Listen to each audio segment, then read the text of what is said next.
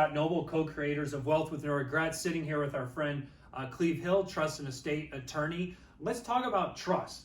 Are trust about trust or mistrust, Cleve? Both. Oh gosh, there you go. That clears it up. The attorney's favorite answer is always it depends. It really does depend on the family circumstance, the individual circumstance. And I think really the heart of the issue is sitting down with your professional team and determining why it is you want to do something a particular way. Are you wanting to protect a child from themselves?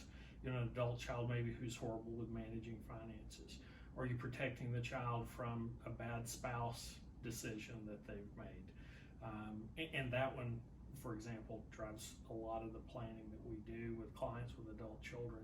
Mom and dad will sit down with us and say, I've got a real concern here about the choice and spouse that my child has made, and I don't want there to be an opportunity for the spouse to have access to this.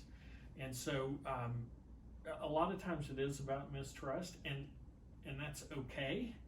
It just means that you've got to have a thorough conversation behind why we're doing what we're doing when we're structuring the estate plan. So you would say, if based upon the level of trust or mistrust, you would make a different decision as to the design in the documents, if you will, or in the architecture of the plan.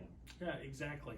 I think if it's a trust-based plan rather than mistrust, you're typically going to have a client who's building in ways for the beneficiary to grow and mature, benefit their own growth patterns, to incentivize good decision making, incentivizing philanthropic giving if that's part of the family dynamic. If it's trust-based, typically that structure is going to reflect something that's going to be bettering the life of the beneficiary rather than putting it in a situation where you're putting bumpers in the gutter. If we're thinking about bowling with small children, where they put those bumpers in the gutter, you know, are we putting guidelines here so that things kind of stay in the right path, or are we putting negative tripwires that you're going to be punished if you do X, Y, or Z? So how good is artificial intelligence, the online versions of estate planning? How good are they at navigating people through this dimension? It typically doesn't get into it at all, other than, do you have minor children?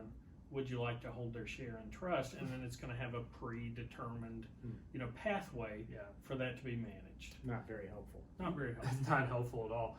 And I think there's some people that sit there and go, well, my kids are fine. They're never going to argue, right? There's never going to be a divorce. There's none of that. So actually, we think of it as different predators that prey on that money, right? Divorce, creditors, right? All of those. Tax are all predators, and they're coming after bad decisions, like you mentioned that as well. So we think of these as predators that come after the hard-earned money you've saved that you meant for good intention, right? Everyone we talk to, there's good intention. But the play out, these are predators that play, and it's called human. It's called human behavior, human action, and the like.